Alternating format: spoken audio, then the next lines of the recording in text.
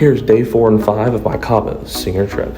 Okay, so you'll only be seeing the night clips of day 4 because I had to let my phone air dry. Apparently it had some liquid in it, it wouldn't charge, so I let it air dry and then eventually charge it. So I asked my mom if she could record the dinner from that night, and I tell you right now, this was one of the best experiences I think of any dinner I've ever had.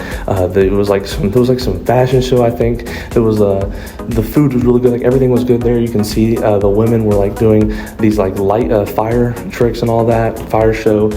It was one of the best top 5 restaurants I think of all time. Great way to end the dinner at Cabo experience. But then we went back to the sports bar. As you can see, one of my friends really had a good time. As you can see, that was really funny to watch. And then me and a few of my buds saw an iguana, and a couple of them decided to pick it up. And one of them that did pick it up, you can see has it right there. And we had it for a little bit, and this was like maybe a once in a lifetime experience, because in Cabo with an iguana and picking up and taking it is pretty good. But we released it eventually. But then I had to say goodbye the next morning for day 5. Bye to my room. It was a wonderful time, and then I got a donut from the bakery. It was a pretty good donut. And then just like for day 1, we got taken in a cab by a Mexican to the airport this time, and about an hour and a half to 2 hours later, it was time to get on the plane. So we waited a little bit, and this airport, I don't think we walked around as much on day 1, but it was a pretty nice airport here in Mexico.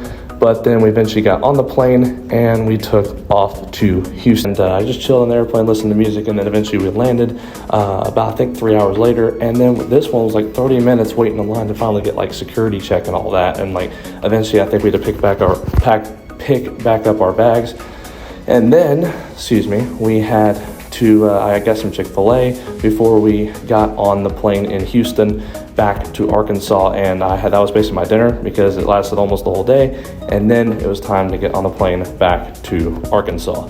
And then after an hour delay, we finally were ready for takeoff, and so I just chilled and listened to music the whole plane ride.